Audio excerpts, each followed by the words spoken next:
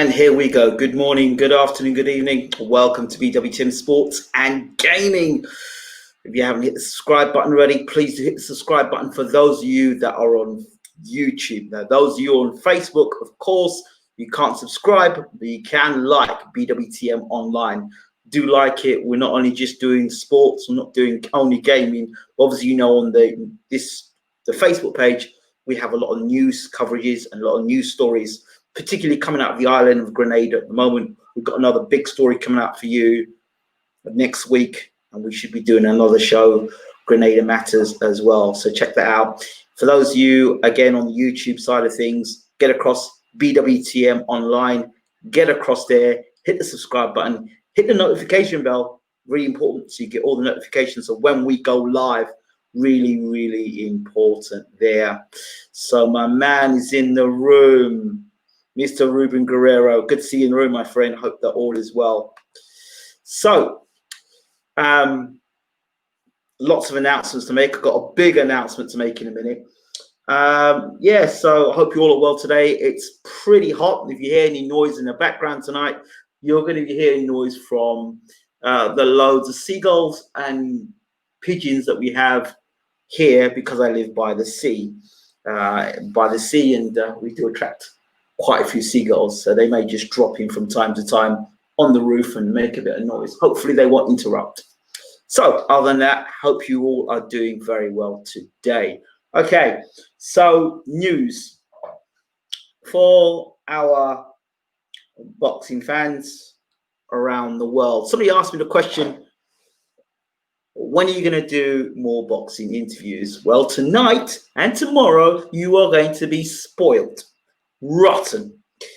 First of all, first up, we have the Olympic gold medalist at heavyweight, Ray Merciless Mercer. We've been back and forth trying to get this interview. Ray's fault, my fault. So then I spoke to Ray today, and tomorrow we will be talking to Ray Mercer. Ray Merciless Mercer, the former WBO heavyweight champion of the world, former Olympic gold medalist. And of course, one of his most famous fights is when he fought Tommy the Duke Morrison and turned the tables after soaking up so much pressure and turn around and knocking out Tommy the Duke Morrison. So we'll be talking to him about boxing, his career, and all things boxing with Merciless Ray Mercer tomorrow. So that's the first one. The second one, we've got Justin Big Time Biggs, who will be on the show tomorrow as well. We'll be talking to him as well on Bwtm Sports. Oh, tongue-tied there. Bwtm Sports, we'll be talking to him tomorrow as well. For those of you who've followed the channel for a while, you will know who Justin Big Time Biggs is. Remember when we told you about Boots Ennis? Now everyone loves Boots Ennis, is talking about Boots Ennis. When we told you about Terence Crawford, everyone loves Terence Crawford now. When we told you about Keith Thurman, everyone loves Keith Thurman now. When we told you about Usyk, everyone's loving Usyk now. Tyson Fury, we can keep going over the names that we were the ones to do the interviews with. When people really didn't care about them, we did the interviews with them. And now you all are sitting down and loving a lot of these household names. Some of them undisputed, others pound for pound. Well, we have Justin Big Time Biggs in, and tonight, set your alarm clocks, 1 a.m. in the morning, UK time, 7 p.m. Eastern Standard Time. If you all take your minds back to when I did an interview with Evander Holyfield, you'll remember that interview?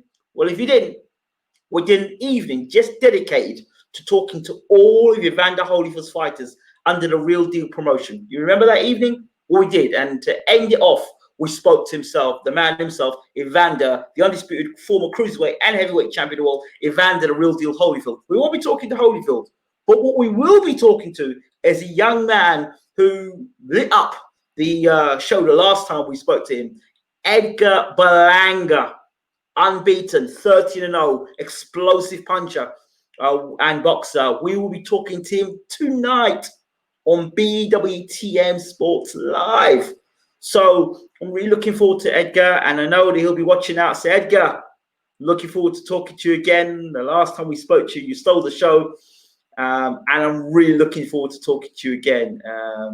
Should be fun. So those are three: Edgar Berlanga, Ray Mercer, and Justin Big Time Biggs. Those are three interviews lined up already. We are waiting to hear from some other people back as well. So we're bringing you news for you as Bwtm members. So you'll be able to get in, do those interviews and get in to listen to those people and get to hear where they're coming from, which is what I love to do on the channel. No BS, hear it straight from their mouths. And we can get to support these people, these fighters, on their way up and not piggyback when they make it to the top. So we're with you. Looking forward to seeing Edgar tonight and Justin tomorrow. And of course, veteran Ray Mercer. Okay, so let's crack on with things. Tonight's show, going to talk a little bit about defense. The show is called The Art of Defense. Defense matters. The art of boxing. Very important in boxing. I was watching top 10 upsets in boxing. And for the most part, 8 of those 10 upsets in boxing, which was on Sky, it was a Sky top 10, Sky Sports Boxing. The top 10, 8 of those 10 top 10 upsets came from one thing I noticed, the common denominator in all those fights, defense. Excuse me, got to get some juice in here. Only Ribena. I should get paid for sponsorship for this. As a matter of fact. Anyway, so defense is key. 1 a.m. noted. Sounds like it'll be a fascinating few days coming up. Of course, got to step it up again. Now I'm starting to feel good again. Starting to feel healthy and well. Don't worry, no corona. Just been running the body over time. So yeah, no corona there. Don't worry about that. Lev, good to see you in the room. So where was I? Yeah, defense in boxing. I was watching the top 10. I was thinking, these fights all have something in common. And a lack of defense. And I thought to myself, And then I thought to myself, you know, in a lot of these big fights, what we call upsets. Good afternoon, Denise Wards. Great to see you in the room, my lovely. Good to see you in the room. I hope that you are getting that rest that you truly deserve, and you're on to a speedy recovery. Defense. It seems apparent. It might just be me. It might not be me. It might be me.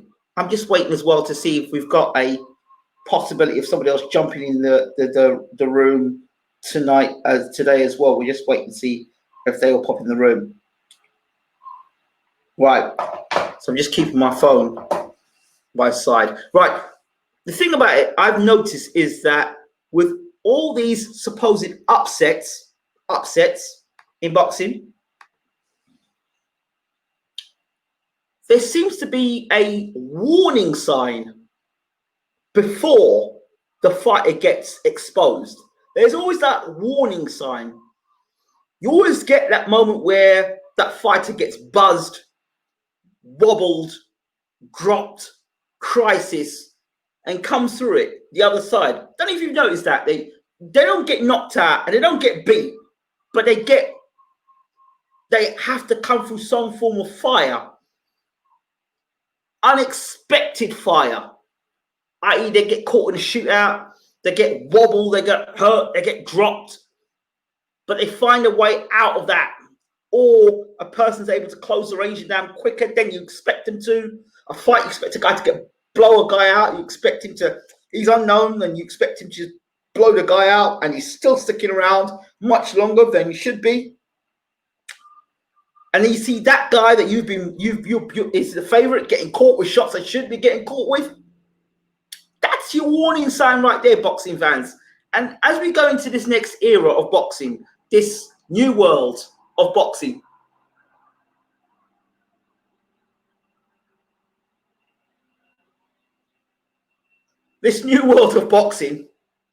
we have to be aware of. We've got a chance now. We've had time to reset to see what's going on with our fighters in boxing. There's so many warning signs beforehand. Let me give you a few examples of warning signs. Warning sign number one, David Price, when he fought Matt Skelton, the way Matt Skelton was able to, David Price was meant to blow Matt Skelton out in a couple of rounds, and that was that. And what we saw was Skelton be able to close the range down very fast on David Price, get on David Price's chest, and make it uncomfortable for the then upcoming David Price, who everyone was saying was going to be the next special thing in boxing.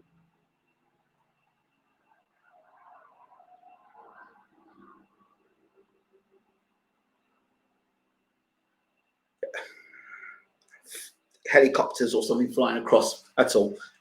So the next big thing in boxing, and we saw Matt Skelton close him down real quickly, get on top of him, and it wasn't too soon after that, David Price got knocked out by Tony Thompson. So we had the signs there, we didn't really pay attention to it. Another warning sign we had, Anthony Joshua, when he fought Dillian White. We saw Joshua getting on top of Dillian White, landing big blows, having Dillian White hurt in that fight, and then getting caught with a check left hook. A check left hook, which staggered Anthony Joshua. Yes, he came for it, and he knocked out Dillian White in the end. But right there was our red flag.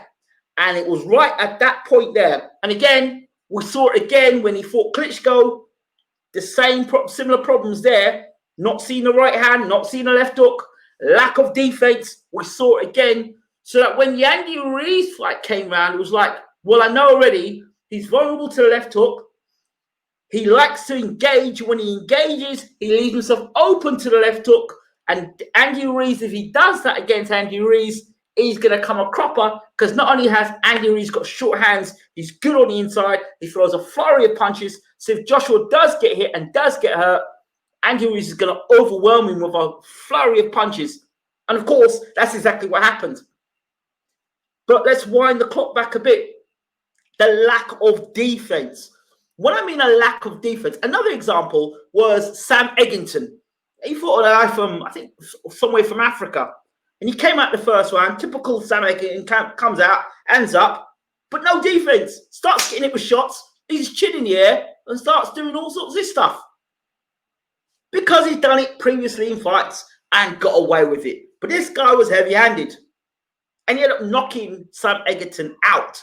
Bad habits, which cost him a big fight against a completely unknown fighter. Defense is so important. It takes us back to another fight as well. Again, defense. Manny Pacquiao, when he fought Oscar De La Hoya. Now, this is a little different. This is a little different. Again, still defense.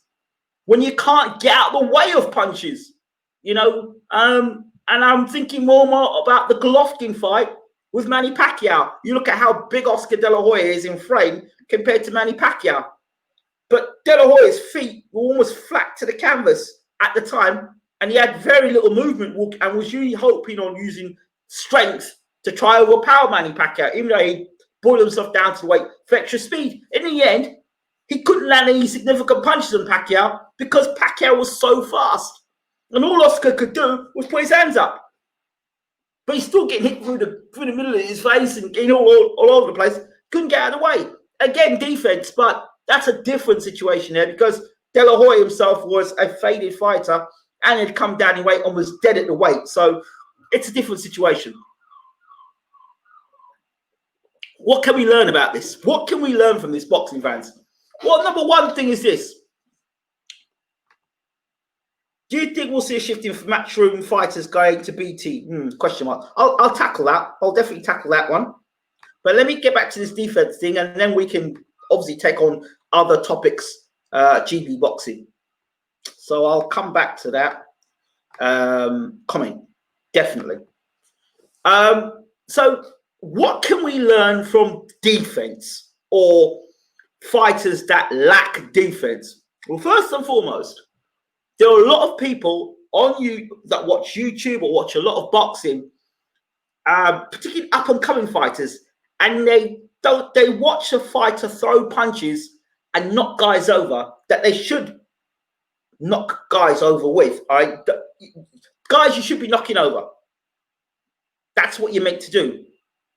But in the process of doing that, they're not paying attention to their own defense. So it's all well and good watching a guy offload 10, 15, 20 punches, throw 6 hooks against the defense's guy on the ropes. But it's so important, so important, that guy that's throwing 6 or 7 punches, left hooks, that same guy could be getting 6 or 7 left hooks hit back at him.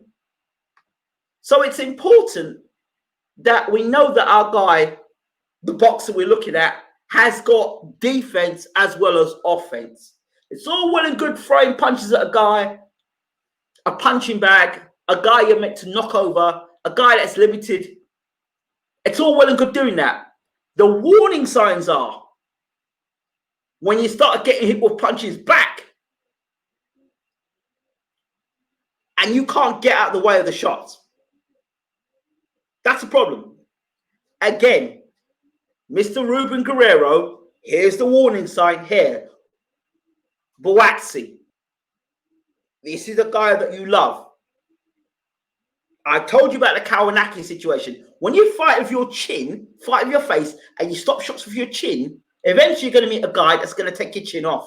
A guy who can punch hard enough that's going to drop you and knock you out if you don't pay attention to defense. Now, we've seen Bwtm knock a few guys over, fine. But we also saw in that last fight with Bwtm, he was getting caught with punches with overhand right, which he was not able to block and see against a guy who really nobody knew about and really nobody cared about. And if you're doing that against that level of opposition and getting tagged with shots like that at that level of opposition, and you're not paying attention to defense and you're not learning from it, what ends up happening is you make the same mistakes in a much bigger fight or against a guy who can take advantage or exploit those weaknesses in your defense, and then we get what we call the upset. But it really wasn't an upset because you were warned beforehand. You were given previous warning beforehand in previous fights. What adjustments will you make? Now, here's one person who did make adjustments. His name is Tyson Fury.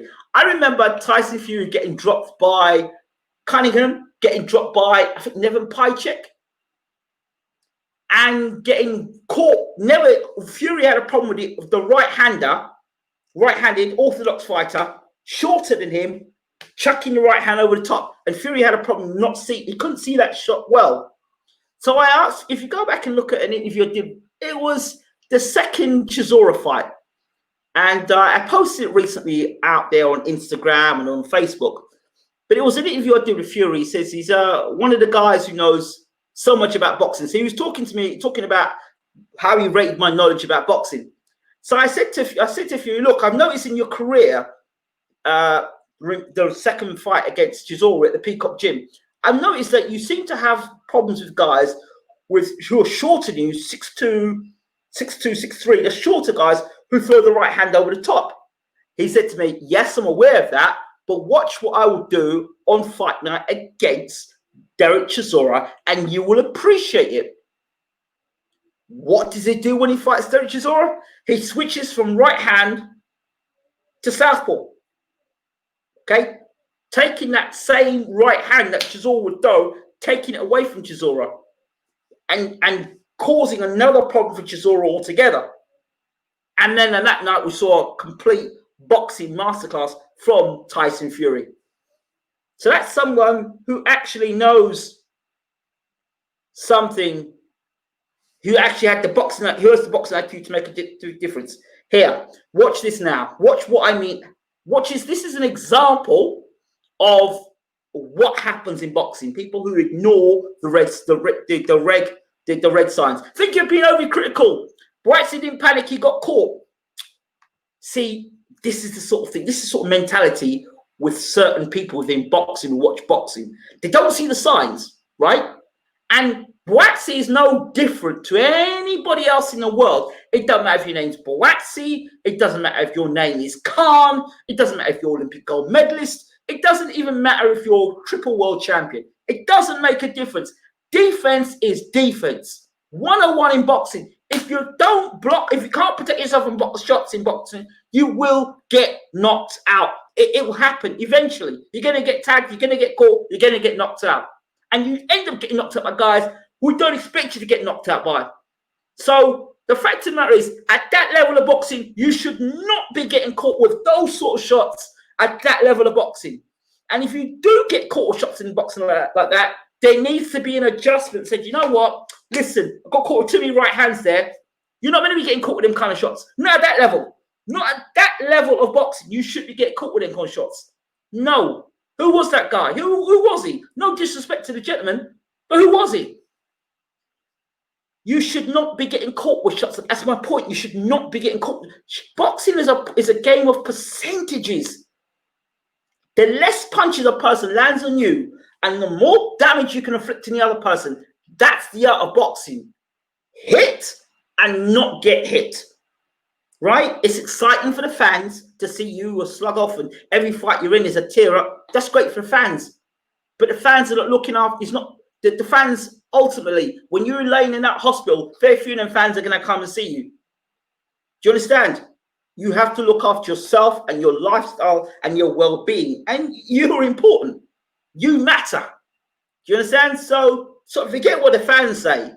For this minute time, you've got to protect your own career. You've got to look after yourself. That's why guys like Pernell Whitaker, which you've seen in my screenshot earlier on the thumbnail, people like Pernell Whitaker are bosses. Pernell Whitaker, Floyd Mayweather, James Toney, guys who don't get caught with that many shots, slip and slide. And defense is not just about blocking punches. Defense is all about, when I set up certain shots, am I able to land those shots without engaging myself and getting caught myself? There's no point in putting your hands up there and still getting hit through the middle and hitting around the sides. Another fight that came to mind was when Alex Arthur fought Michael Gomez. Michael Gomez was a very rough, rugged guy, had a few losses on his record, was the underdog that came in. Alex Arthur was the golden boy. You know, it was his hometown fight. He was the guy that was expected to win the fight. Throughout his career, defense was a problem. Always had a leaky defense. And guess what? He got into a fight against a guy for the first time in his career that was willing to hit him back. A guy who was willing to go to the body, come up to the head, throw uppercuts through the middle. A guy that on that night was determined to get rid of Alex Arthur. And Alex Arthur, to his credit, through that fight, showed a lot of balls to take the punishment. And at one point in the fight, it almost looked like he was going to turn it on Michael Gomez. But in the end, again, defense was the problem. Alex Arthur could not block the left hook, could not get out of the way of punches. And even when he had Gomez in trouble, he was still soaking up shots. So, it's not just about a guy that can throw punches and knock a guy over. You've got to know that guy, when he's in trouble, he knows what to do and how to get yourself out of trouble. So it's about throwing punches in a range where you can land your shots and not get hit yourself. That's defense as well, where you can throw a jab to keep a guy off balance. That's defense as well. Not always throwing a jab to attack, but throwing a jab to defense to keep a guy off you. Or to counter. You know, your check hook, throwing that, not as attack, but defense. Say, you know what? If you come into me, this is what I'm going to give you. To make the man stop attacking you. So these things are key in boxing. Defense is absolutely key in boxing. And I guarantee you, even after I've said what I've said today, you're going to see fights with guys who lack defense pre-COVID into post-COVID, or now back into boxing now, who lack defense then, who continue to lack defense now, going into fights, and as a step up in opposition, getting exposed. It's going to happen. It just because there's a lack of teachers out there in boxing today. Wham, bam, thank you, ma'am. And I've just got to impress all the time. You can still impress. You can still, good evening, Samuel. How are we doing, my brother? Good to see you in the room. You can impress. You can be impressive at times. But it doesn't mean that you have to get yourself in a position where you get yourself hurt. Now, that brings me on to my next point in terms of defense. There are a couple of guys in boxing. One guy in particular, Andrade or Andrade, whichever you want to pronounce his name, Demetrius Andrade. Andrade. He is a guy that is defensively responsible, but I believe guys like that are going to have a lot of pressure put on them to be more exciting, particularly in this economical downturn within boxing because of COVID. A lot of money being lost. I can see some fighters contracts being shortened, things changing, and fighters that can't promote themselves or not willing to promote themselves, getting themselves either contracts expiring to them, or I can see things happening and them being told, look, you're gonna have to put a show on tonight. Because if you are not good at promoting yourself outside the ring, and then when you get in the ring, you're not exciting to watch, you're not sellable, there's a lot of dead weight, to be honest. You're dead weight because you don't have much to say for yourself, or when you do, it's not great. And then outside the ring, you're not doing anything to promote yourself. You know, the promoter's job is even harder now, you know, so it's a concern. So when you're overly defensive, and when I mean overly defensive, actually, this is what you're saying, overly defensive. I'm going to change what I said there, the word overly defensive. I'm going to say defensively responsible. I'm not going to say overly defensive. You can't be overly defensive with somebody throwing punches at you looking to knock your block off. This is boxing. This is a sport where somebody's looking to render you unconscious. And if you have never got in the ring and had to face somebody who is there, ready to render you unconscious, you have to understand. Some of you may not understand this, right? For you who've boxed before, then you're going to get it. But for you who've never boxed before, the whole thing of getting yourself in shape, training your body to ensure you don't get hurt. You get in the ring and you're looking to take someone's head off.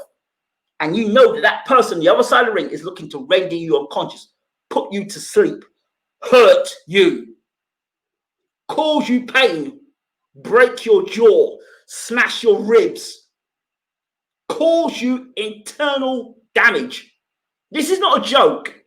This is not funny, right?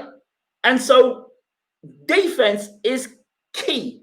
It's paramount, because what you're saying here is, look, if I don't have defense, I'm going to get hit with shots. I'm going to hit with shots, unnecessary shots, and eat unnecessary punches. And it's bad enough eating unnecessary punches from a guy who can't punch. But when you're in with a guy who's a banger, that's another matter altogether. And this thing about being overly defensive, I'm sorry, you can never be overly defensive when a guy is coming to take your head off. If the game is hit and not getting hit is only 50% of the game. Well, at the highest level, it's about mental strength. Can you do it? It's okay having a fast jab and a good right hand and a good uppercut and a good left hook and a good shoulder roll. It's all well and good having all those things and talking it, but actually getting in there and delivering it at the right time.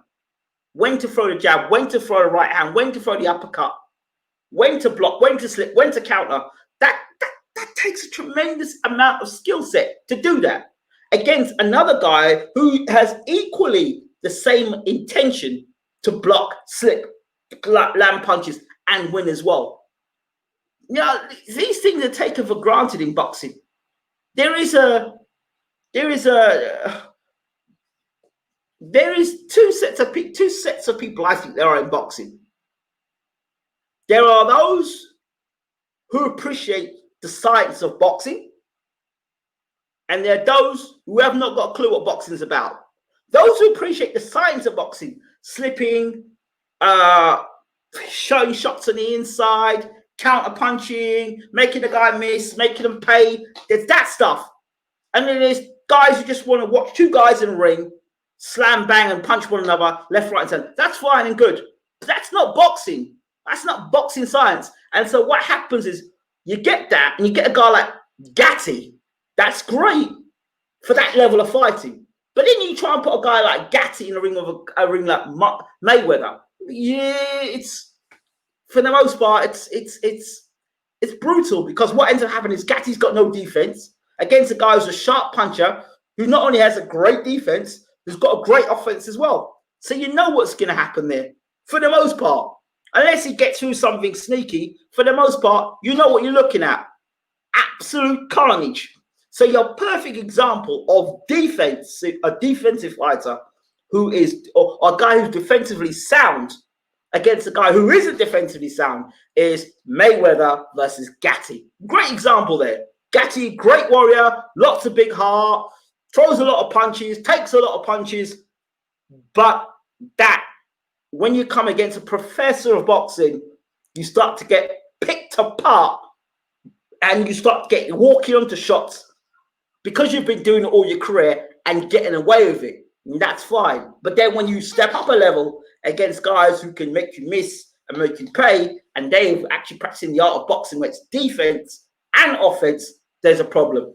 And that's where you see a lot of these mismatches in the end. Look at Canelo Khan. That was the best time KO I've seen in a lot recent time. I'll tell you something. I was watching that fight again. And I want you to go back and watch Khan Canelo again. Watch that last round. And don't watch the hands. A lot of people watch the hands and the right hand go over the top. Watch Canelo's feet as they track Amir Khan. And Khan was unsure of himself. Defensively, he was unsure of himself. You watch how Canelo's tracking him. Khan makes 2 steps back. Canelo takes 2 steps back. Khan takes 2 steps to the left. Canelo takes 2 steps to the left. Khan takes 2 steps to the right. Canelo takes 2 steps to the right. Then Khan repeats his movement. And Canelo goes, all right, I can see you. And he lands a nice body shot on Khan, which hurts Khan.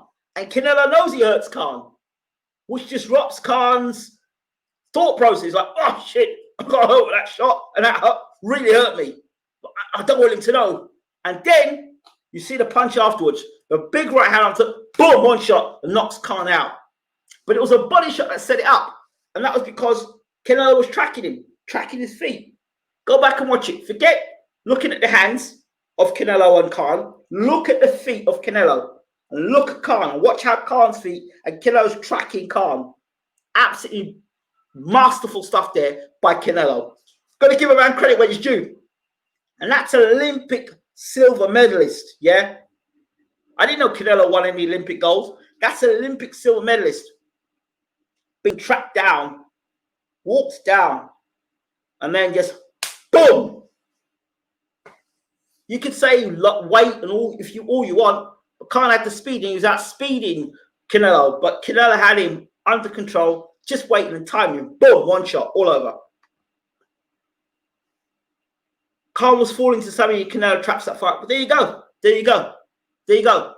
But there's a guy there, Khan as well. He's a guy that was about speed, explosiveness, and throwing a lot of punches.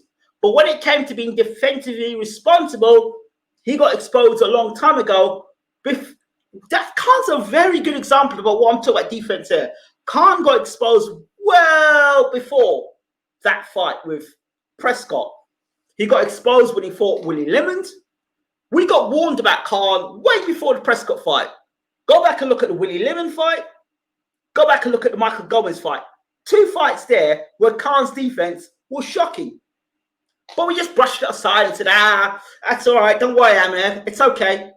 And that's why I went down to the bookies today. I remember that day where I was at Butlins and I went down and I put 40 quid on Khan versus Prescott. And I knew Prescott was going to knock out Amir Khan. Because here's a guy, 17-0, 16 by KO. Against a long, tall guy. Nah, long arms longer than Khan. And a big right hand. Nah, Khan's going to go. Ran down to the bookies, put some money on. I knew what was going to happen. Same with the Danny Garcia fight. I knew, you know what? As soon as Khan said he was going to try and knock Danny Garcia out, not even Evan Morales could have done that. I said, you know what? This guy's getting knocked out tonight. Ran down to the bookies, knew what was going to happen. Khan engaging, doesn't know when to throw the right punches at the right time. Rushing forward, throwing punches. Boom! Counter left hook. Over the top. And the rest is history. Yeah, it was a smart fight by Canelo. True. So defense matters in boxing. It matters so much in boxing. And, you know, Ryan Garcia is another one. Yeah, you're all rating Ryan Garcia. I hope when he's now with Canelo and his team, they're going to give him more defense because he lacked defense. It's all right throwing all these smart punches. Defense matters. Defense matters. And I'll keep on talking about it. Let's go back to a comment that was made early on to me. It was GB Boxing asked the question. A jackpot was usually dropped by a journeyman after a small lack of concentration. That's another one. Defense. A jackpot got dropped by the same guy that Joe Joyce walked through his punches and knocked him out. I mean, I say this, but I'm also going to say about Joe Joyce. He's got no defense. Daniel Dubois, he's got no defense. So if you lack defense when you push back, there's a problem. I think Bwtm is small for the division. He needs a real acid test before anything near the top 10 light heavyweights. Well, I'm trying to warn you guys about Bwtm. Listen, I think Bwtm is a good fighter, but he's nowhere near what a lot of people are talking about at the moment. Nowhere near. I mean, we have to see him in a tough fight first to be tested. And I'm not so sure. I'm not convinced. If you're getting caught with them kind of shots early in your career against that type of opposition, it doesn't bode well for your future. It really doesn't. Unless Samuel says defense is 75% of boxing. Thank you very much for that.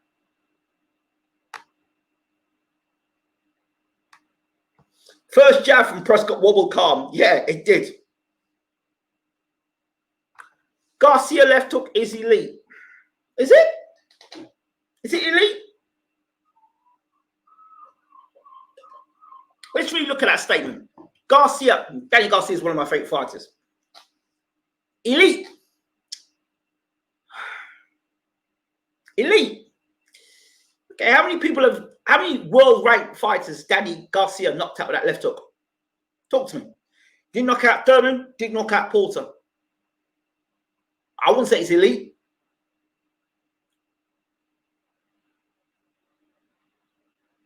Didn't drop Porter with that left hook. Is it elite? You tell me. That's a statement, but not elite. Joe Frazier had an elite left hook.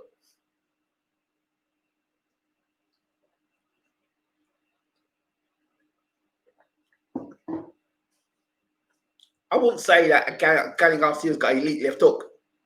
Because I wouldn't say that Amir Khan's got elite chin. Having said that, though, he's got a good left hook. It is a left hook that Eric Morales could get out of the way of, and eventually Morales tracked him down. Morales got tracked down by the left hook and got knocked out by Danny Garcia with that same left hook. So, but that is an aging Eric Morales. Danny seems slow at welterweight. He wasn't the fast at 140, to be fair. No, what Danny possesses is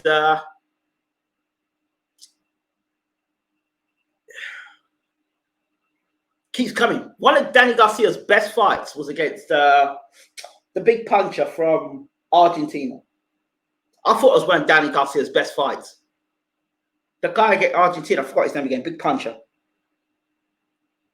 He was caught popping pills before his fight. Can't remember his name again. One of you remember his name. Pacquiao knocked him out recently as well. Oh, shoot. He knocked out Peterson in a round or two. Lamont Peterson in a round or two. You remember? You'll bring it. I'm sure you'll bring it to my attention.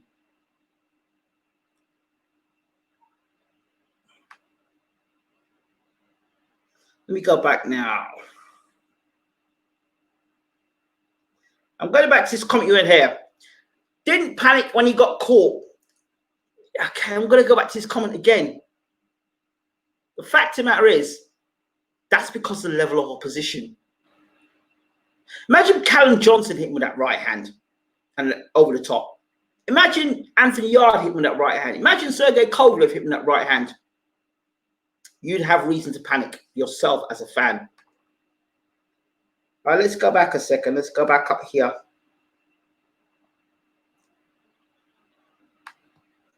Khan has a problematic chin, but huge heart. See, the thing is, when you've got a problematic chin.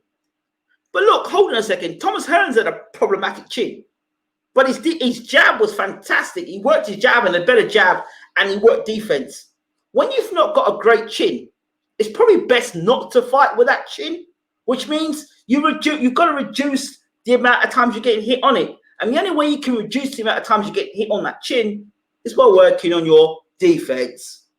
And Amir Khan, if you look at his career, he went to trainers who didn't teach defense until late in his career. He went to Freddie Roach. That was the worst move Khan could have made. Why would you go to you lack defense, but you go to a guy who's noted for not being able to teach his fighters defense and noted for getting his fighters knocked out? Freddie Roach. Some guys should avoid going to Freddie Roach, period, because Freddie Roach teaches attack, which is fantastic and great and exciting for the fans. But if you've got no chin or you've got a dodgy chin, probably the worst person to go to is somebody who's going to make your chin even more exposed.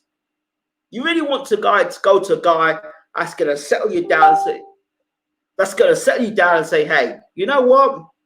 You need to work on your defense more. You need to work on your defense more. It's important you work on your defense. It's important you learn how to slip punches more. It's important that you don't stay in the pocket as long. So someone like Khan should be trying to keep fights at long distance for as much as possible. Fast hand speed. When he gets up close, tie guys up, push him off, and circle, and circle, and circle. So footwork and moving around the ring, knowing how to move around the ring, how to counter, how to tie a man up, how to get out of how to fight yourself off the ropes without getting hit with shots. That's what Khan should really worked on with his career. Instead, he went to someone like Roach. Now, don't get me wrong, I'm not knocking Roach. I'm just saying to you what the sort of trainer Roach is based on his history. Even with his best fighter, Manny Pacquiao, the guy who made his reputation off, right? The guy who made his reputation off. He ended up getting Pacquiao knocked out because he was attack. And then he walked onto Marquez's right hand, and you know what happened. Marquez almost killed Pacquiao in the process. Khan is predictable as well. Everything he does is the same speed. Well, yeah, it's all right saying that now, but I bet he wasn't saying that when Khan was fighting. He did take Madonna shots, to be fair. Oh, Jesus Christ. Madonna is as slow can be when it comes to throwing punches. He's slow-handed and slow-footed. Why was he unable to take the punches against someone like, let's say, like Prescott or Garcia? Yeah, because I would say Garcia is that slow of hand. Slow of foot, yeah. But he whips in a very fast left hook. Matisse, yeah. Lucas Matisse, yeah. Lucas Matisse. That guy. I thought when Danny Garcia fought him that night, it was a great fight because a lot of people backed Lucas Matisse to knock Garcia out. That was a great fight.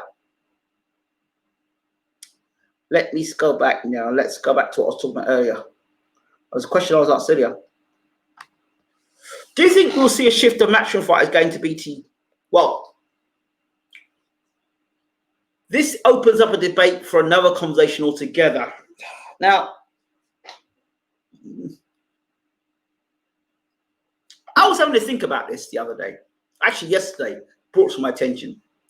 And I was thinking about the career. I was thinking about Frank Warren for a second and how ungrateful we are to Frank Warren. When you think about the sort of fighters that Frank Warren has left us, he's still in boxing today, but sort of legacy and quality fighters that Frank brought us to boxing. Ricky Hatton, Joe Calzaghe, Nigel Benn. That's three already. Robin Reed. Richie Woodhull. Prince Nazim Hamid. Steve Collins. So that's 7 already, guys, that I can talk to you already about in boxing because of Frank Warren. There's a lot more guys, I'm sure, that Frank Warren's taken to world championships. Billy Joe Saunders. Do I need to keep going? These are all guys that Frank Warren has made into world champions. Enzo Macronelli. And he has brought guys back from defeat and turned them into world champions. And household names. Names you're still talking about today. Do you understand? Names you're talking about today. Don't tell me about no Carl Froch, because, again, Mick Hennessy's got a lot to do with that one. Mick Hennessy did a lot of Carl Froch. You understand? Mick Hennessy did a lot of Tyson Fury. Got him to world championship. So Frank Warren, when you look at what Frank Warren's left us, and Frank's still in the game today, Frank Warren has brought us some very, very good fighters. British legends, you've got to say. And that's because he knows how to build a fighter. He knows how to take them from debut to world champion. I love what he did with Ricky Hatton. He got Ricky, took him on the road, got him that WBU title, built up, he got defenses on that WBU title, and at the right time, he went and fought the legendary Costa Zoo. I thought Frank did a great job with him. You know? I think Frank was doing a great job with Josh Warrington. Thought he was doing a great job with him as well. Built his profile up, got him to a football stadium, got him the supporters at Leeds, and then built him from there. I think Frank does a tremendous job in building fighters. And when you're talking about building fighters, managing fighters, getting fighters to the top, and keeping them there, Frank Warren is the man. Sorry, that is it. You might not like, he might not be on the camera all the time doing apples and pears, but he's substance. He's boxing. Do you understand? That's the man that will tell you straight up. Tell you straight up. You know, when Khan got knocked out by Prescott, he still brought Khan back and made Khan a world champion. I love Frank Warren. I really do. I love Frank Warren. Frank is just pure boxing. No snooker, darts, and YouTube fights. That's it. Pure boxing. That's why I'm always going to go with Frank Warren. If you ever bring up that Frank Warren versus the other guy, I always go with Frank Warren. That's my man, Frank. I ain't done no business dealings with him. But when you're talking boxing, pure boxing 101, and knowing the sport of boxing, it's Frank Warren. A lot of fighters jumped out once Frank brought them up. Yeah, they did. Now, see, Frank, because of the Sky Sports platform, right? Built value. I want to talk about this a second, right? Right, you may jump ship, and this is a warning. This is a warning. All these fighters like to jump ship, right? You jump ship, okay, you're going to get paid, and you're going to go on Sky Sports. But be guaranteed you're going to get thrown under the bus. You're going to get thrown under the bus. You leave Frank, you go somewhere, you will get thrown under the bus. It's only a matter of time before you get thrown under the bus. You do get thrown under the bus. Daring to be great. How many fighters have you known who've left Frank Warren, gone the other way, got thrown under the bus? Thrown under the bus. I'm not making this up. Guys who've left Frank Warren, gone the other way for the money and the pay-per-views, and got themselves well and truly pounded for it as well. I mean, Frank will do what he can to kind of ease the pain. The other guy will make sure you get well and truly run over. You know, the red card, when you hear the lines, daring to be great, when you hear those lines, just know when you hear daring to be great, that's a red carpet being rolled out for you to be royally flattened. Royally flattened. Yep. That's kind of the way I see it. People, oh, you're hating Ingram, you're hating. No, I ain't hating you. Well, you can call it hate all you want. If hate is speaking the truth, well, continue calling me a hater. But this is what I see. I don't know about Frank's financial dealings and whether he pays people on time. I don't know about that. But what I do know about Frank is that he knows how to get a fighter from where he was to where he needs to be. Frank Warren. Done it. I've got a lot of respect for Frank Warren. Lot of respect for Frank Warren. Done it with so many fighters. So many fighters. So many fighters. It's all good to push Frank. It's like, oh, Frank's a dinosaur now. But how many people has Frank done it for? How many people? How many people? You know? And I would rather Frank Warren be on Sky than the other guy. And I'll tell you why. Here's my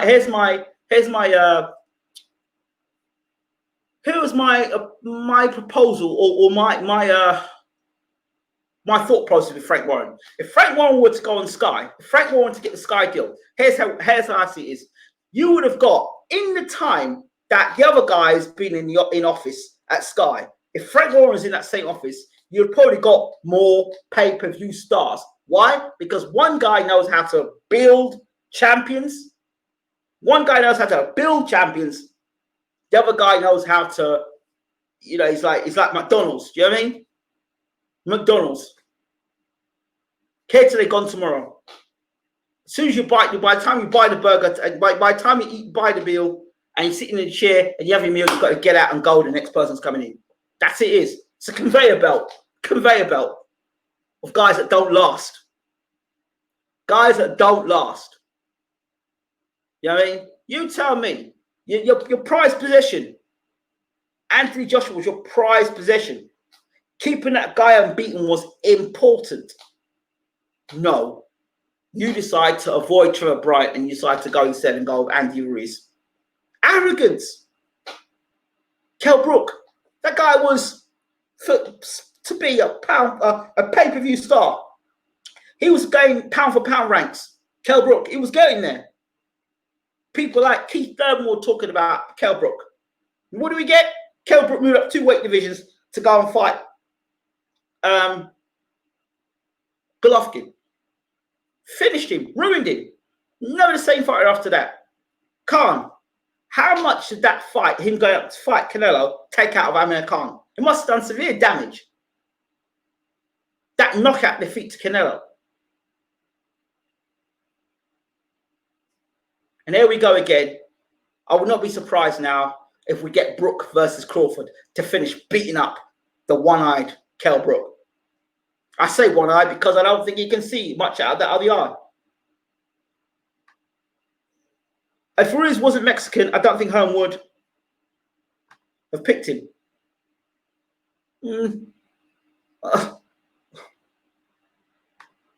He's got a decent stable now. Let's hope we can get a good push of some good shows. Yeah, I like Frank.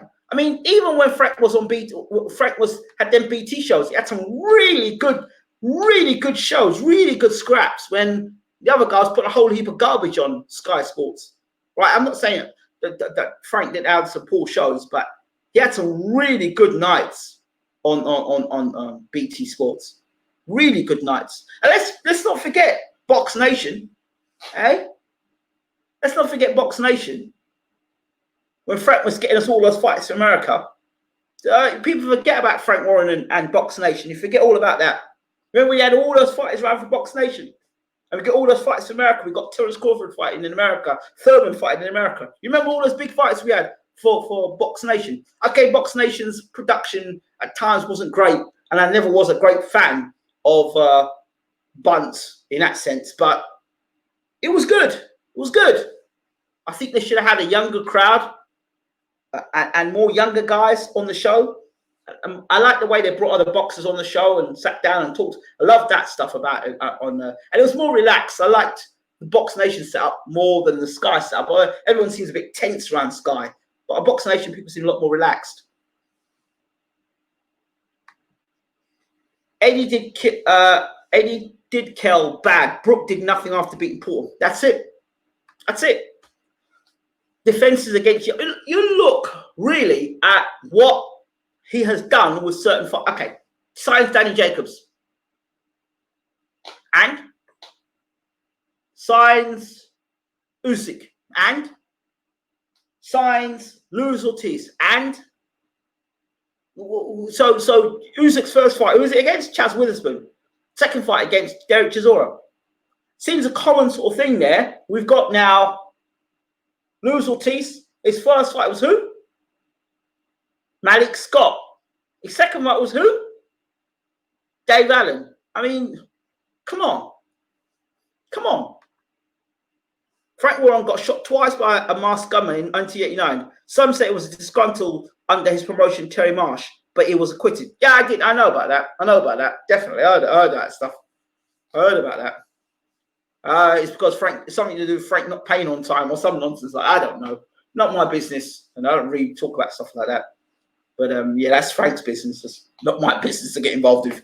I'm just talking about Frank Warren and what he has done and what he's achieved. And he, straight Hall of Famer, Frank Warren. If he's not already a Hall of Famer, I think Frank Warren's a Hall of Fame promoter manager. Yeah. And the Knights of Ben Eubank, my gosh. And Ben Eubank too. You know. And Frank even pulled off that caper with Amir Khan. Remember he did that caper where he pulled on Amir Khan fighting against Kindle. Remember that fight? Oh my word. Who remembers that? On the subject of defense, how do you see an awkward roughing up offense is defense? Benny Briscoe and Bernard Hopkins Ingram. Don't know. I've seen more of Benny Briscoe. I heard a lot about Benny Briscoe. I haven't really studied him up close to talk about that. So I try not to talk about what I don't know about. So I'll come back to you after I've studied him. Signing Ortiz was a grace. Put him top 5 heavyweight all time in with Dave Allen. Yeah, that's my point. So when people keep telling me about this guy's a great promoter, I don't see it. I don't see it. I'm sorry. I see a lot of show, but not a lot of substance. Billy Joe and Usyk have done nothing since signing with Hearn. Usyk has had one fight in nearly 20 months, the undisputed cruiserweight champion. Well, exactly. One guy's about the Wonga, and the other guy's about boxing. That's what it is. That's what it is. That's what it is. And you've got a book about success that's out now, yeah?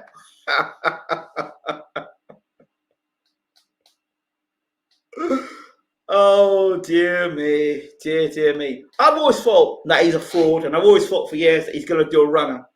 And, yeah, I think he's starting to get found out. I mean, you know, you start talking, you give it bigger going to America, I'm going to conquer America, I'm going to do this and that. You can't even look after the fighters you've got. You can't even look after the fighters you've got. You think, just think yourself, undisputed cruiserweight champion of the world making his heavyweight debut. And you're still going to against Chaz Witherspoon. Are you serious? Man. Eddie will get Dave Allen killed one day. Horrible to say this, but matchmaking with Dave has been shocking in terms of his boxing progression. Listen. Now that one, I will say the fighter is just as responsible as the manager or the promoter. Simple as that. That's my answer to that one. Ultra Sports said Hearn's book is a load of tosh. Yeah. Well, what did you expect? From tosh can only come tosh. I mean, come on. What is he going to tell me about success? What? You think he can build Bwtm by himself without daddy's money? You think he can do it by himself? Hell no, he couldn't. Hell no, he couldn't. Without daddy's money, who would he be? If he didn't have daddy's money, who would he be? Or as one would say, this is for my Nigerian supporters. Who is he? Who is he? Who is he? Where are you? Who are you? Who are you? Where are you from? What is your name? That's what would happen. Do you think sports like UFC have made boxing fans value defense even less now? Defensive fighters most time become pay-per-view stars if they can talk like a few, otherwise fans don't care. John Jones. John Jones. John Bones Jones. I was watching the video. If you can get a chance, I was watching it today. John Bones Jones, and it was something like that. All the times John Jones has got himself in trouble, or every time Jones has been hurt. Now I knew this guy was a defensive genius, yeah. But I went and watched it again. I went and watched it for the first time, and my gosh, this guy's getting rocked and hurt and getting hit with uppercuts and hooks. I'm seeing him using the defense, catching shots. And if he didn't have that defense, John Jones, if he didn't have that defense, he would have surely got knocked out. Yes, he's got a good chin. He's got an amazing chin, takes some great shots against some heavy hitters. But his defense is what saved him for most of the time. Because if that was anybody else with a lack of defense, they would have got knocked out. John Jones's defense is what's kept him in the fights. Defense doesn't just mean just tucking up. Defense is how you can actually get yourself in a position from being in a position of being in hurt and getting out of that position. Some people just think defense is just putting your hands up and taking shots. But you have to block and roll from shots. See the hooks coming here. You can roll from a shot there. You roll, so you catch the shot, body shot. You roll there, catch it, and then you come back for your left hook, for example. You know, or when the guy's coming to you, it comes at you. As he comes to you, you can slip the jab and get his waist and push his waist in. So he goes there, you push him to the side, and you spin and throw your own shots. Big slip shots. Do you understand what I'm saying to you?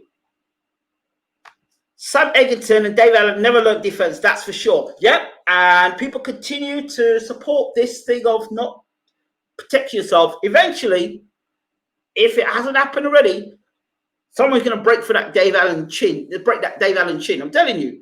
If he keeps boxing, someone's going to knock him out. Eventually. You can't keep taking shots like that, no matter how good your chin is. I do like Sam Egerton as a fighter. Very fan-friendly style. But for his long-term health, not sure. There you go. Egerton started out as a local charity fighter like Nick Blackwell, I think. I like Nick Blackwell. I really liked him. He was a really nice lad. Dave Allen should fight Cash Ellie or Tom Little, in my opinion, not this jumping up in class all the time. Well, if you believe that you're better than these guys, then that's what happens. But the thing is, if you fight the better guys, it's a smart strategy. If you fight the better guys and you get beat, you can say, well, he was top class anyway. I've only been beaten by the best.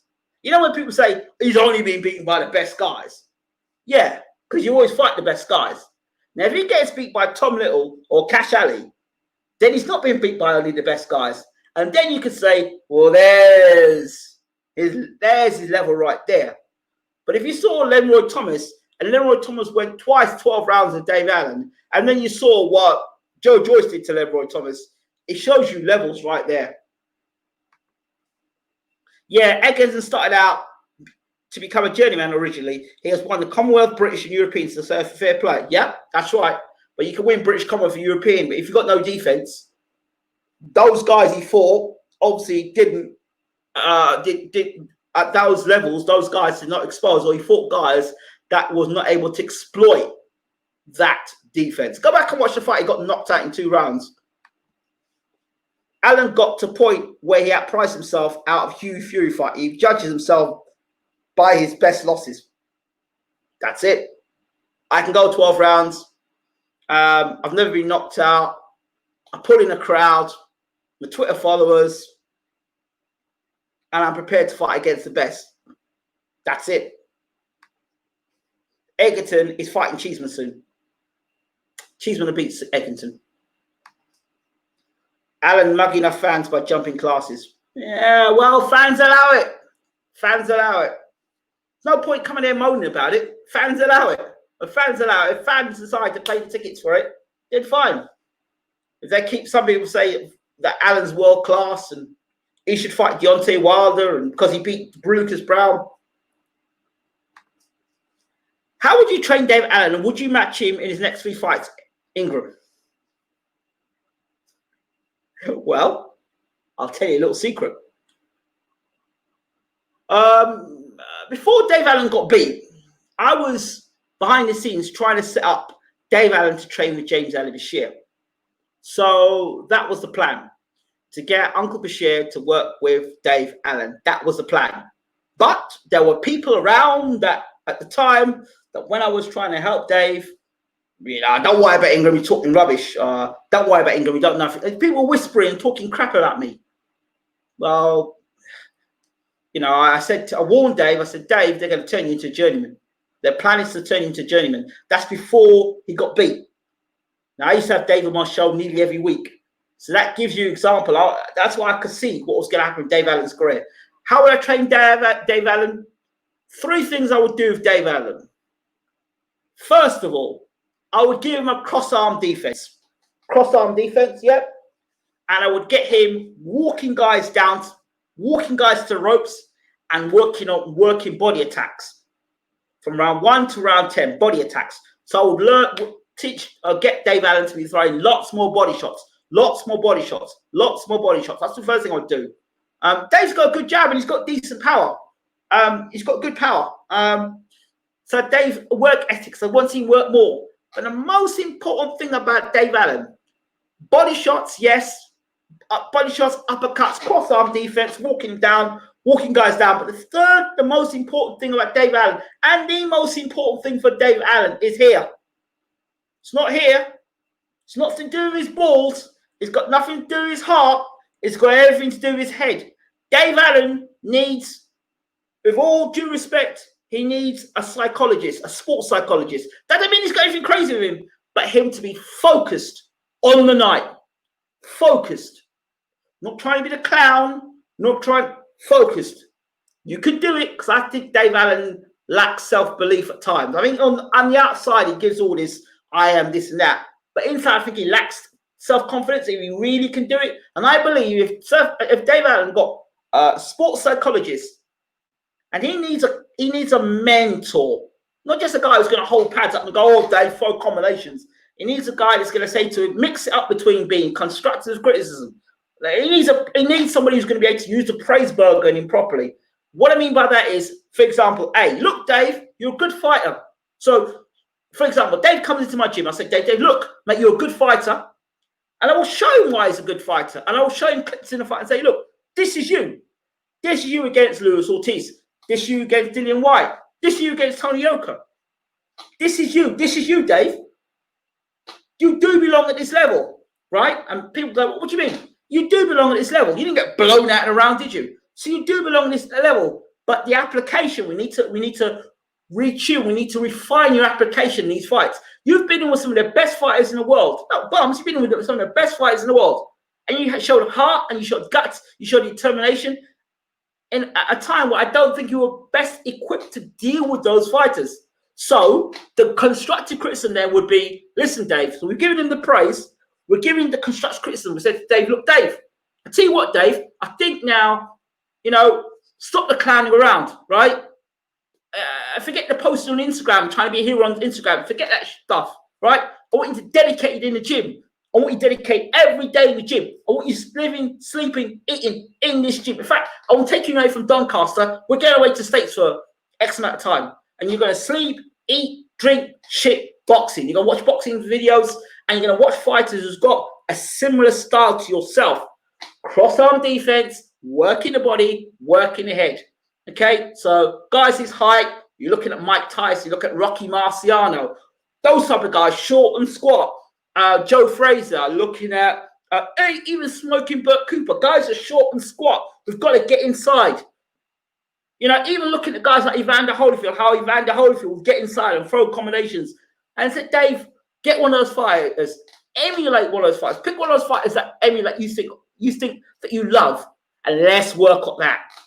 And then I will look to work at guys who are, the next 3 fighters will be guys who don't have the greatest engines, guys that don't punch very hard, and guys that Dave can track down, work the body, slow him down, and knock him out. And I wouldn't necessarily have Dave on TV either. I wouldn't. I'd take him away from TV, and for the next 3 fights, build him and reconstruct him. And I guarantee you, if I had Dave Allen, I'd make him a British champion. I'd be careful what I'm saying there, but I'd make him British champion, because I think that he's got the physical attributes to become something in boxing and become a belt to win belts. I believe that, but it's got to start here. There's important. That's where it is with Dave Allen. He's got it here, and he's got the balls. He's got the heart. He just needs this right. I mean, you tell me, you're fighting for the Commonwealth Championship, and you leave your boxing boots at home? It's that.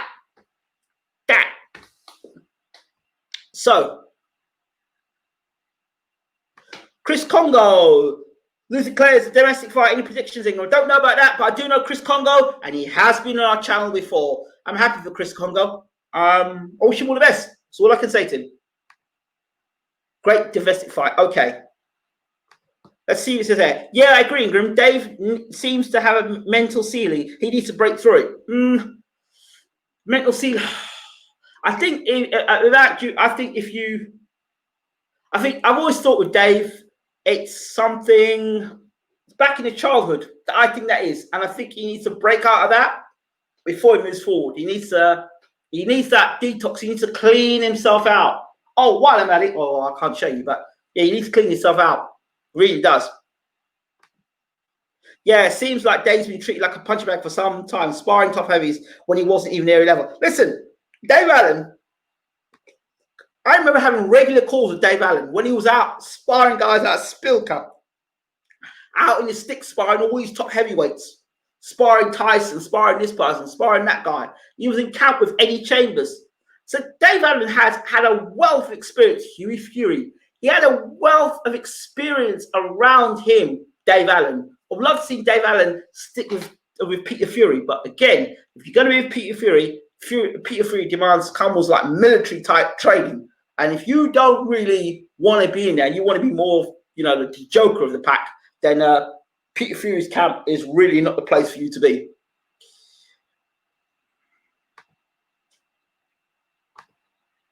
His pro career, much the same. Can't blame him for having confidence.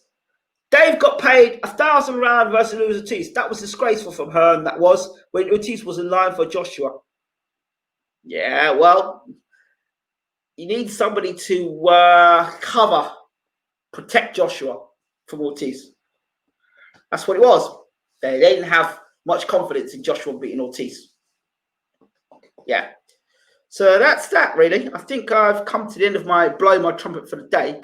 But I do like talking about... I love that question you asked me, GB. Boxing, I love those sort of questions because that brings something out in me. In terms of training and the kind of direction I'm going. Because it's one thing, I'm one of them kind of men. If you don't know me already, I'm one of them kind of men that if I'm saying it out there, I'm a man that's going to back it afterwards. So if I'm saying what I'm saying now, I would be more than happy to see it happen. Right? But I've got my own journey, do you understand? But I want to do something like that, like what I talked about there. It's not all about throwing punches. It's about having your mindset right. It's about having the complete package. Body, mind, soul, spirit. All that stuff, the complete package. Love the content, Ingram, some more. Of course, I will do. But I love, when you ask me questions like that, I love talking about it. Good experience to spar top heavies. Collab with other channels. I think they are great. Oh, did you see when I did? Hey, listen. Yo, you forget I was the king of collabs. I was the man that did the collabs in YouTube. Any big boxing channel there was out there when we were flying, we did it. 78 Sports TV, Blood Boxing. Remember ATG Radio? What's her name? Jenna J with is it Inside the Ropes? With Jenna J. Man, we did so many collabs. Boxing icons, sporting icons. We got I don't know if you ever saw the crossover myself and sporting icons. Had sporting icons. Boxing gossip, did a crossover, boxing gossip. Yes, I've done a lot of collabs in the past. It's fun, exciting. And I got a collab coming up shortly. I'm going to be on the final round, final bell. Oh, I used to be on the final round as well. Hold on. I've just got an answer here. Ray Robinson.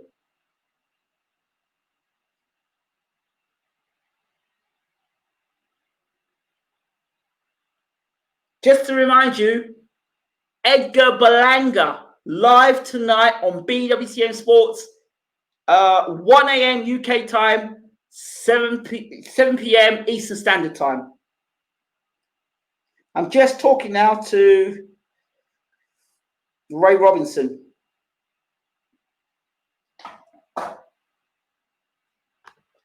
Great show as always. Thank you.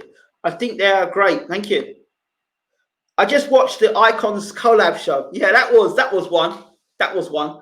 There were shows I've been trying to do collabs with. I tried to do a collab with Hatman. I tried to do a collab with. These are guys I've tried to do collabs with. Hatman.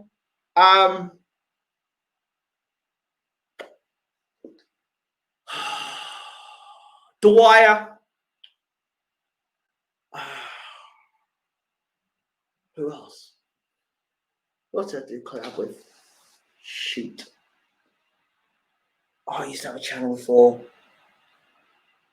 And the guy had a channel, then he went to iFilm. He went to IFL. No, he went to the guy went to the Boxing Voice, and then he fell out with the Boxing Voice, and then he went and started his channel back again, and then he got a job. Then he went with IFL, and then he left IFL. That guy, I can't remember. He's from Birmingham, black guy. I can't remember his name again. And he did some gaming as well. I can't remember what his name was. Can't remember the gentleman's name. Yeah. If you ever get a chance, if you really want to watch some really interesting content on boxing on Bwtm, there's one series you really need to listen to. It was the triangle, the 3-part series. Ali Adams, Steve Goodwin, and Don Charles. Ali Adams, Steve Goodwin, and Don Charles. Listen, that is that is what I call comedy gold. So Ali Adams got done for drugs, right? He got done for PEDs.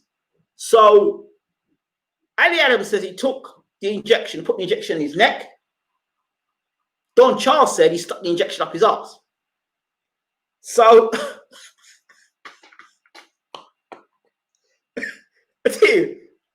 I don't know how I kept a straight face for the whole of that. And so there's some great footage. Just check it out. Get a chance. 3-part series. Don Charles, Ali Adams, and Steve Goodwin. I tell you, a barrel laughs for the whole thing. So it's a good chance. Really good. Press the bell. Yes, do press the bell. Wingy. Yes, Wingy. That was it. So I tried to get a collab with Wingy, and it never happens. I am going to try and go on to a couple of other guys. I've got a collab to do soon. One of the guys I know I've got a collab coming up with is, I'll tell you the guy I've got a collab coming up with.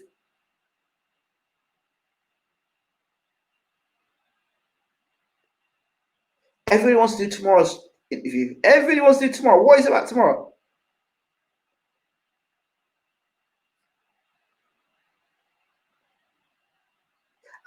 Some guy here, Glory Boxing says this. UK versus USA, Fury versus Wilder 3, Saunders versus Plant, Brook versus Charlo. Brook versus Charlo, okay. Jamil Charlo, Taylor versus Ramirez, Campbell versus Haney, Warrington versus Stevenson. Well, okay. Wilder versus Fury 3. I'll be reserved on that one. Saunders versus Plant. I'm going with Plant. Brook versus Charlo. Taylor versus Ramirez. I'm going with Taylor. Campbell versus Haney. I'm going with Haney. Warrington versus Stevenson. I'm going with Stevenson.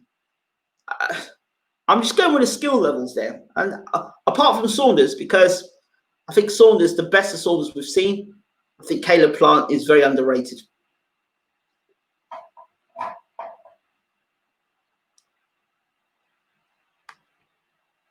Press the bell icon for Bwtm notification people. Oh, by the way, other crossover I did was with what's the name of it? What's the name again? God, they do football and they do boxing. I can see them now. I forgot the name of them again as well. And they do interviews all the time. Football and boxing they do. Ade, when you retired from YouTube, you used to speak with him about boxing. Was a cool guy, yeah. Wingy boxing, yes. Collab with Dwyer. Dwyer, I remember the time. Dwyer was the guy, from what I remember, he was the guy that was Andre Ward's lawyer, solicitor, I think.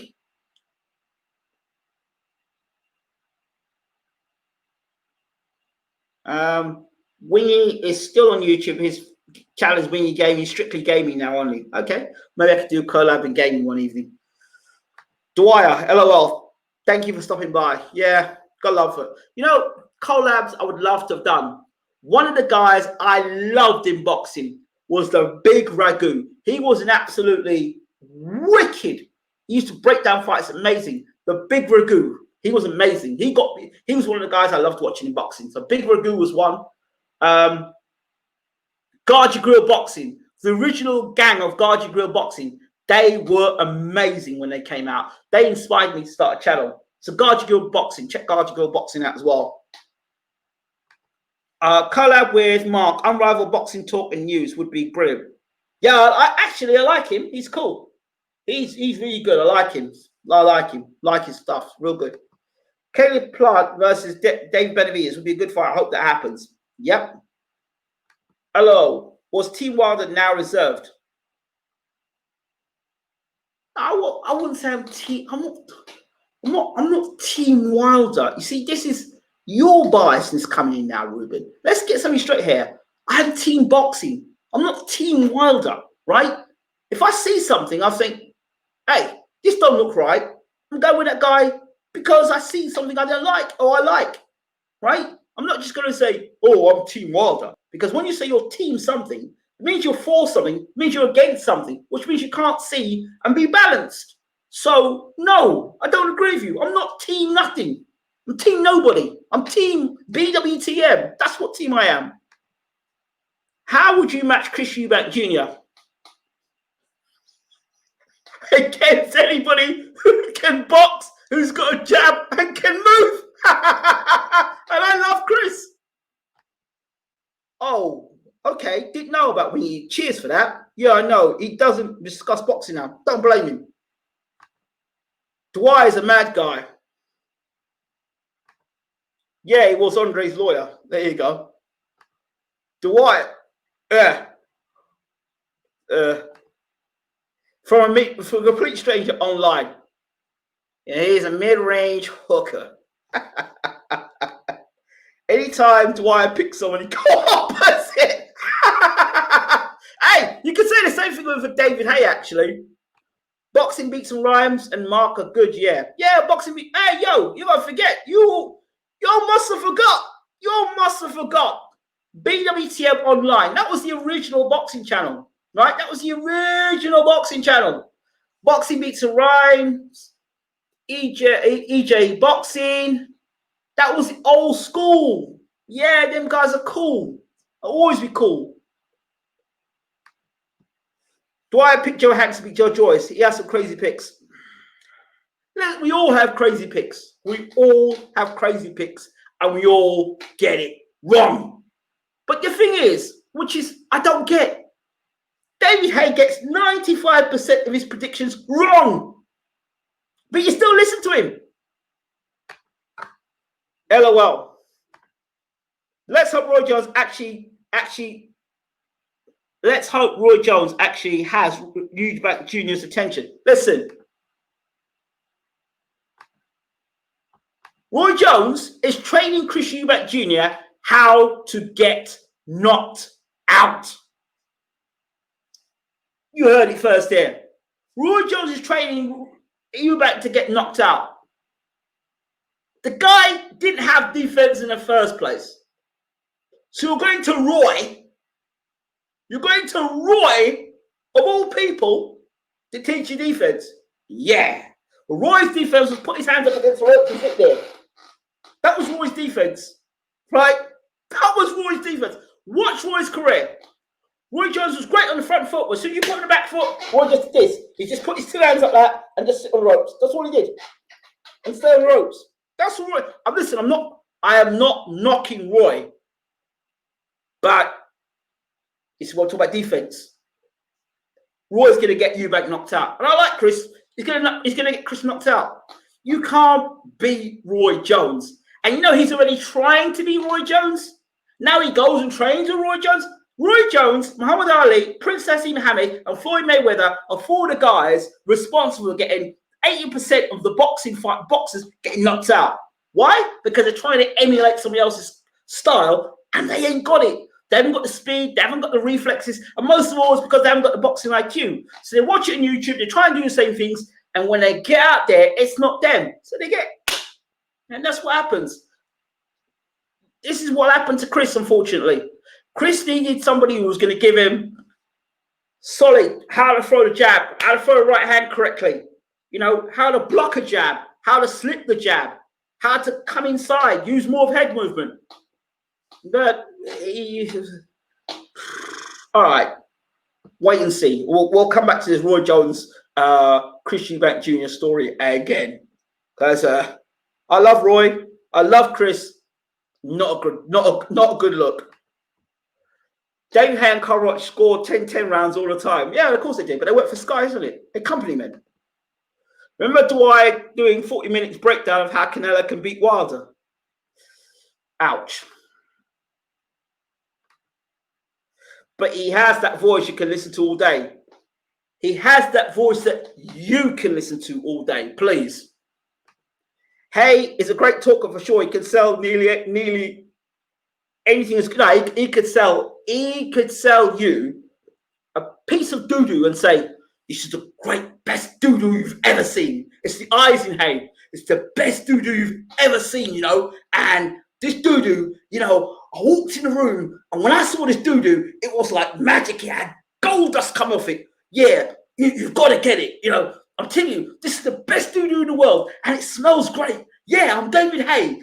Just trust me. Just look into my eyes and look how excited I am about the doo-doo. You should be excited too. That's David Hay. David Hay would make a great prime minister for this country because he'd be believable. You'd believe anything David say.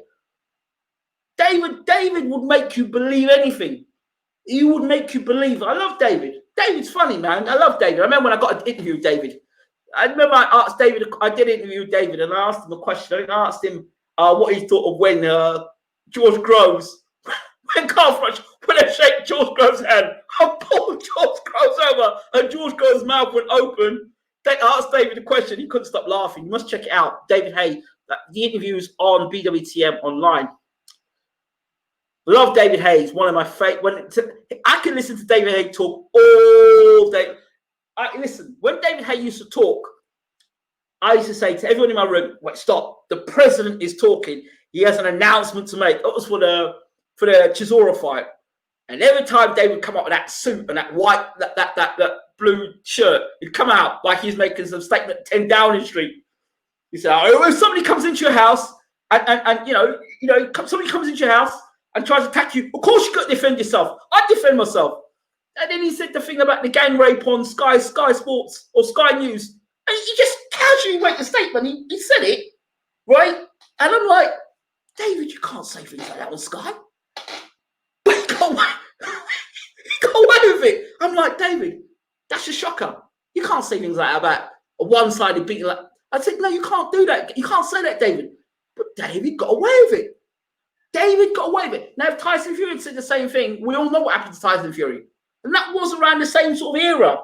I can't believe Tyson Fury got done for that, and David Hay got off scot-free. That's what I'm saying, how charismatic David was. Or still is. What's up, Ingram? Ruben, yeah, how you doing, Hamza? Oh, listen, my brother Hamza, we got some news for you. After doing that show we did in Grenada, we heard back from the head of police in Grenada, and he wanted to set up a meeting with the Grenada Empowerment Movement leader, Earl Maitland. So that's a follow-up to that story. We've got yet another story next Monday. Every Monday, we're going to be bringing out a different story about injustice that's happening in Grenada. Not just George Floyd, but it's happening in Grenada as well. So that's a very serious point as well. Get yourselves over to Bwtm online on YouTube. Subscribe. We're doing a lot of hard-hitting interviews with people who have been police brutality in the Caribbean. We will be focusing on that. So it's not just laughs and jokes here at Bwtm online. We're doing some very serious stuff as well. So I thought I'd just drop that to you, Hamza, and those people who are. Get across there. We are now approaching 13,000 subscribers on Bwtm. It's been a while. The train is starting up again. We're getting the train moving again. And we're just on the verge of 900 likes on the Bwtm Facebook page. Lovely stuff. We were 4 likes away from 900 likes. I think we're about to hit the 1,000 followers on Bwtm online. So we're doing good. And by hopefully, fingers crossed, tomorrow morning, Team Bwtm, we will be back online with the website Bwtm online. I'm excited about that as well. So lots of stuff happening with Bwtm. Lots of stuff happening. Lots of stuff. Let's see. You think Shane McGuigan would have been a fit for you back? No. All Sky, a company man for sure. It's like cheerleading club. Yep. Is Shane really a trainer or padman for Barry? I don't know. I don't know. I do know, from what I know, Shane McGuigan, or from what I saw of the return of the Frampton fight with who did the Frampton fight got beat with?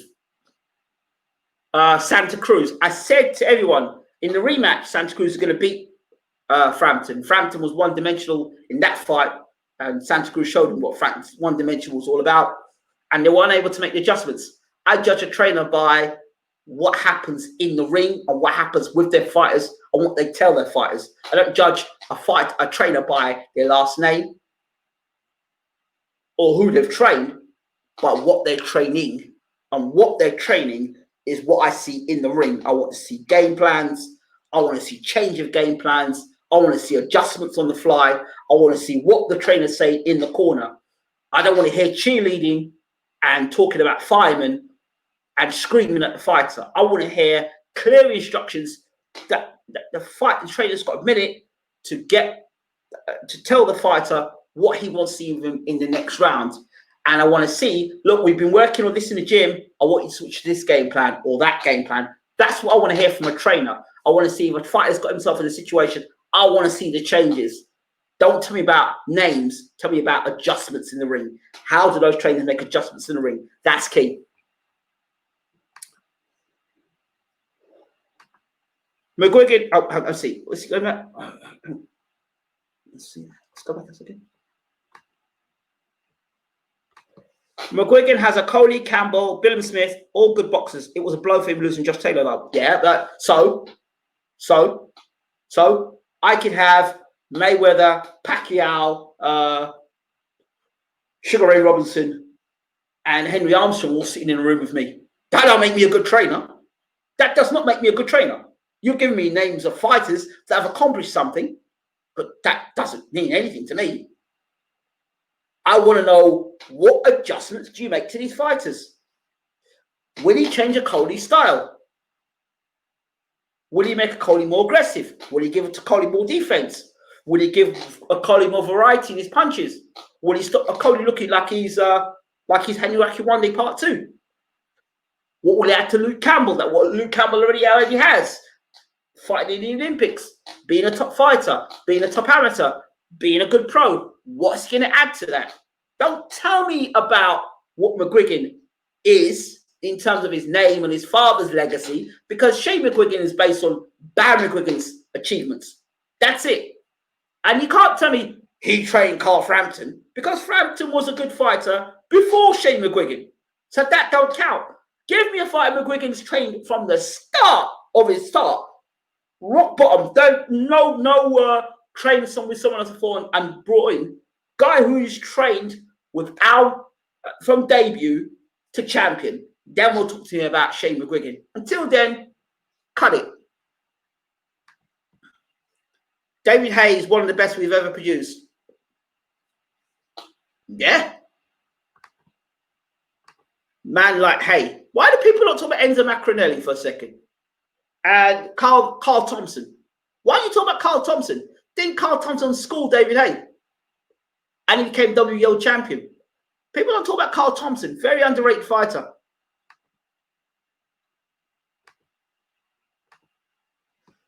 You still in contact with Tunde Ajayi, Ingram? It's been a while since you asked him and about Asgi. Yes, I am in contact with Tunde. The last time I spoke to Tunde was just before the death of Anthony Yard's father. So that was, you know, he said to me, after that, I'll be able to do an interview with you. So yeah, I can certainly chase that one up. Definitely. I was thinking about talking to Tunde as well this week. So yeah, Asgi's cool as well. Good people. Okay, got you. It wouldn't be surprised if he would. LOL. Akinwande Part 2 is harsh. Really? I don't know why people have got such a negative thing about Henry Akinwande. Henry Akinwande dropped Lennox Lewis. Henry Akinwande became WBO heavyweight champion of the world. Henry Akinwande, all right? So don't knock Henry Akinwande, but it's not harsh. Go look at Henry Akinwande fight and go watch a Cody fight. Go watch, if you know your boxing, you know what I'm talking about. Watch Henry Akinwande and watch Lawrence Okoli. Similar style of fight. Long arms, gangly, not nice to watch. You know, untidy, scrappy, and always look like a rabbit in the headlights. Watch them. Watch them. Let's see what we've got here. Stallone posted his weight at 240. Wonder who he'll fight and come back. Might go in against another prospect.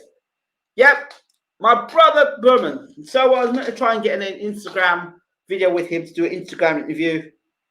I'll hit him up and we'll talk to the champ soon. Nice to have Berman back on the channel. Always have a good conversation. Yeah, love that brother. Yeah. An explosion of conversations, eh? Great. So I would say I've done my bit here again today. Unless anybody's got any other things to say, any other comments to see, any comments to make. I think I'm doing a show tonight. Yeah, I've got Edgar Berlanga. I've got Edgar Berlanga tonight. Oh.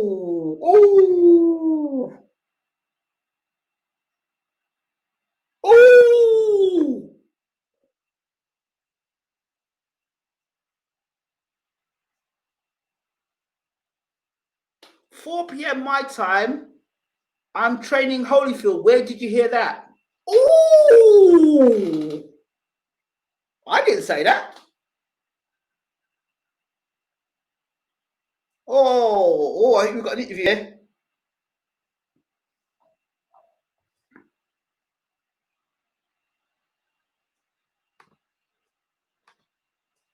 Cody was supposedly fighting in next. Not sure what's going on though. So Joe Joyce wants to tune up before Dubois. I think that's what I had read in form. The fight's back on. They're fighting October the 24th. Can see Berman going in with someone like Herkovich. It's a good fight. It's a good fight. Inga, what's your take on Tyson Fury sitting of Daniel Keenan? I don't know. I guess to the media he's cut ties, but he can cut ties and still be friends with people. He can cut ties and still be friends with people. He just might have cut professional ties because it's not a good look on him. May jeopardize other things in the future, especially if there's any sort of investigation that come afterwards. You don't really want to be caught up with that sort of energy. So, yeah, that's my thoughts on it, to be honest. Can't really say any more about it because I haven't really gone in depth with that or done any investigation on it. But I suspect it's just good PR to keep away from bad PR. They say there's not such thing as bad press. Oh yeah, there is in this situation. That's my thoughts on that. Let me just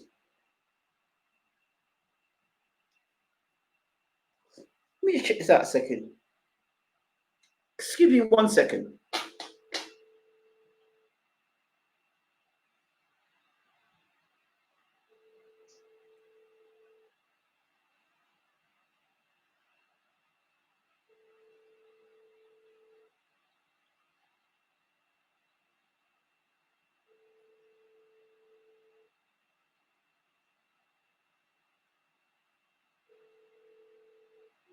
Well, I'm not sure, but I think Stacey McKinney says he's training Evander Holyfield.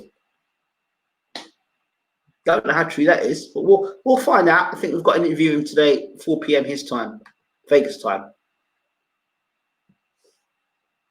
People saying it was for show and Kinahan's still involved. Probably is. Probably is. They will be saying, thank you, Danny Kinahan, in the right interviews like Americans do Al Heyman. Probably. LOL. Yeah, probably. I'm not surprised at that. Right. Let me get out of here and save my energy. I'm going to need for tonight. Check out tonight, 1 a.m. Set your clocks. Will you get Leo Muhammad on again? Yes, I will get Mr. Muhammad back on. Definitely very soon. Very, very soon. We've got a lot of other athletes that are going to be coming on the channel as well. A lot of new athletes coming on the channel, not just boxing. It will be, either we'll put out a documentary, but all the fighters' lives, he's changed. Probably. Get Mr. McKinley back. Mr. McKinley's meant to be on tonight, I believe. I think he wants to come on tonight at 4 p.m. California. So that's California, 8 hours behind. 8, 4, 5, 6, 7, 8, 9, 10, 11, 12, 4 p.m. 4, 5, 6, 7, 8, 9, 10, 11, 12. So it's midnight, I think. Midnight UK time. Kinnaman is a major player in the underworld. Al Heyman is a legit businessman. Thank you for putting that out there. Salute. Yeah, smash the like button on the way out, people. Yeah, please do smash the like button on the way out. If you're smashing the like button, that does help get the channel up to what we want to do. We want to get past that 13,000. And my next target is 15,000 subscribers. So we're pushing out. Please do share the video, like the video, subscribe, hit the notification bell, and tonight at 1 a.m. we will be talking.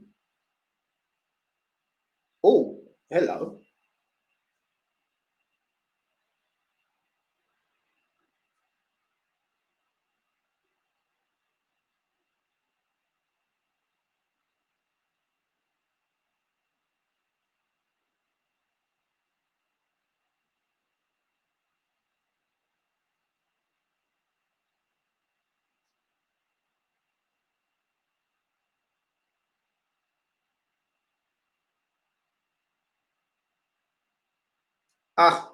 Another interview. We're all flooding in at the moment. Yeah, Mr. McKinley react tonight, tomorrow. Yeah, smash the like button if you can on the way out. Really appreciate that. And if there are any more interviews tonight, we'll let you know. Again, don't forget to rate, subscribe, leave your comments. Get across the Bwtm online. The YouTube channel, smash the subscribe button on that. If you love your boxing, check it out. We've got so much boxing content over there. Old interviews with guys like Keith Thurman and Seth Mitchell, and God, so many boxing interviews over there, ridiculous. So get across over there. Thoughts on De La Hoya making a comeback? Yeah, I could see him coming back and fighting Conor McGregor. That's my thoughts on that.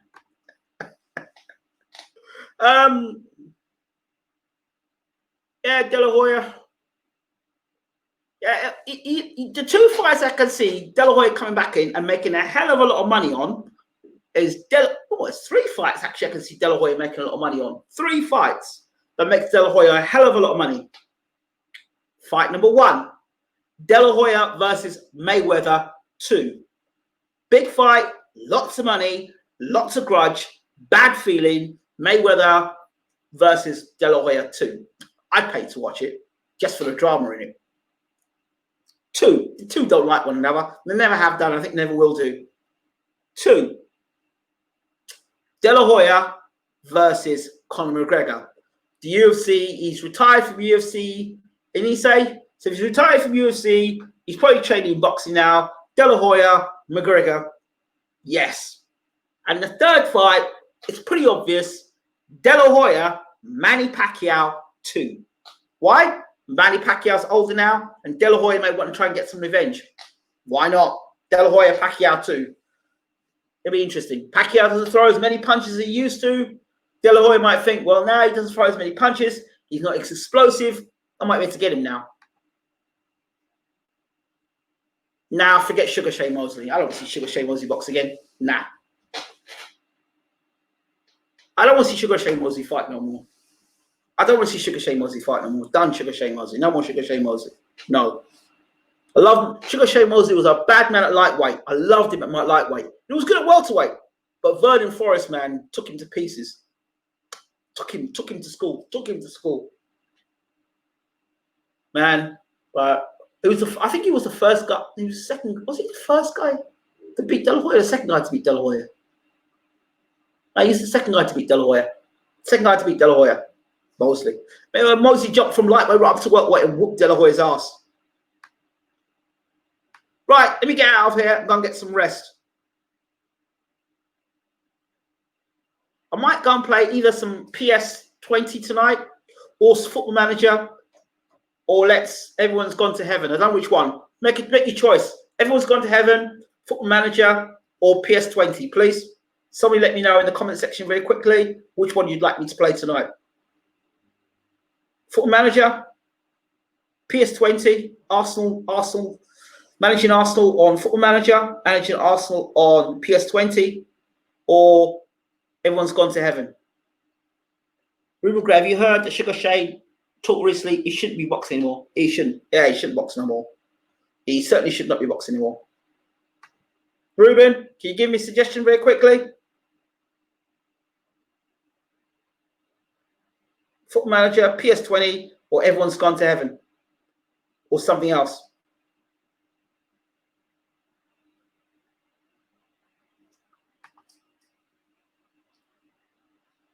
Come on, Ruben.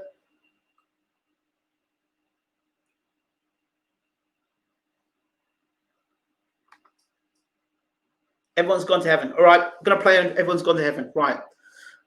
I'm out. I'll see you soon on Bwtm right back here. Everyone's Gone to Heaven.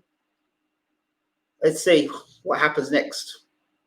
This backstory of Everyone's Gone to Heaven very quickly is it's in England. I think it's in Shropshire, and the whole area, the whole country's on lockdown. I'm just walking through this town where there's been a lockdown. So I'm trying to find out more about this story. So I'll play that on this channel next. Everyone's Gone to Heaven. I'll be on it in about 10 minutes. See you soon.